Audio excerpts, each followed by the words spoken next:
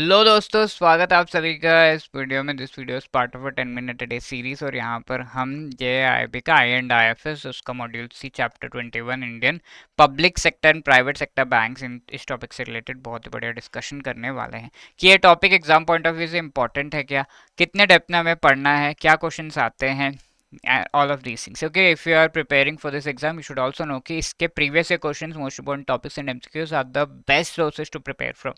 इसका बढ़िया PDF document हमने बनाया जो आप डाउनलोड कर सकते हैं by clicking the link given in the description. Okay, अब यहाँ पर हम इन टॉपिक्स के डिस्कशन करते हैं। Indian public sector and private sector banks, इनके बारे में थोड़ा तो पता होगा आपको कि ये public sector banks are publicly owned, majorly जो गवर्नमेंट ऑफ इंडिया या डिफरेंट गवर्नमेंट्स है वो होल्ड करते हैं इनके stake holding, and mainly government of India. Different banks are there करना, ये बैंक ऑफ बड़ौदा वगैरह, ठीक है, SBI। तो सबसे important bank that has been established, the first public sector bank established in India was the State Bank of India in 1955। And कौन से date को, 1 जुलाई 1955 को एस्टैब्लिश किया गया था। तो we should have a fair idea of this, and there are other banks which are nationalized in 1969 and 1980 through the Banking Companies Act of 1969 and 80। तो ये नेशनलाइजेशन से रिलेटेड भी हम देख चुके हैं।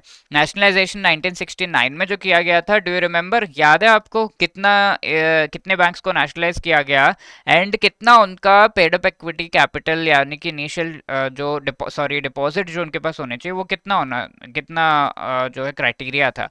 ये चीज एग्जाम में पूछी गई हैं, that is why I am asking you, ठीक है। तो 1965 में 14 बैंक्स को नेशनलाइज, 50 करोड़ तक का उनका अगर डिपॉजिट अमाउंट था तो दे वर नेशनलाइज्ड। अब 1980 में 6 बैंक्स को नेशनलाइज किया गया, ईच बैंक के पास अगर 200 करोड़ तक का डिपॉजिट अमाउंट था, दे वर नेशनलाइज्ड। अब ये नेशनलाइजेशन में से प्राइवेट बैंक्स थे पहले, अब इतना उनका स्टैंडिंग था तो they were converted into public sector bank now, ठीक है।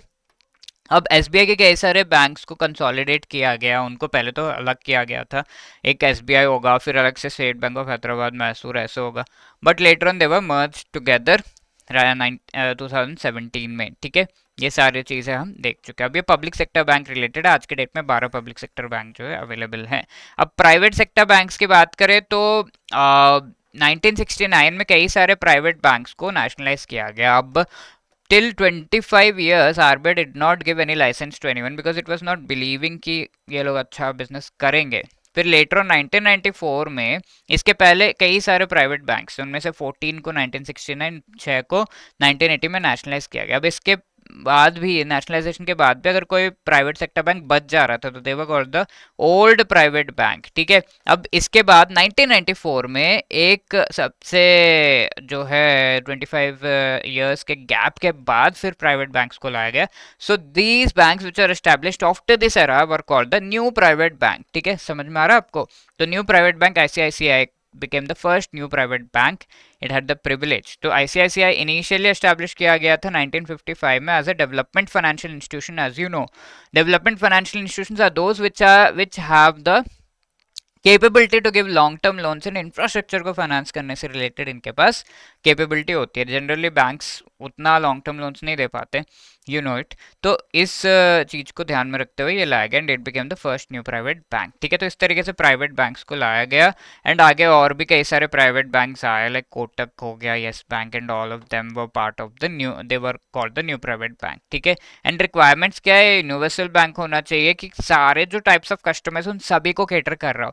Minimum paid up equity capital 500 crore and net worth 500 crore का एटलीस्ट, एंड रेजिडेंट इंडिविजुअल्स अगर एस्टैब्लिश कर रहे हैं तो 10 इयर्स का एक्सपीरियंस इनका होना चाहिए in this particular field to establish this banks. ये भी क्वेश्चंस एग्जाम में पूछे हुए हैं, you should have a very good idea of these topics, ठीक है।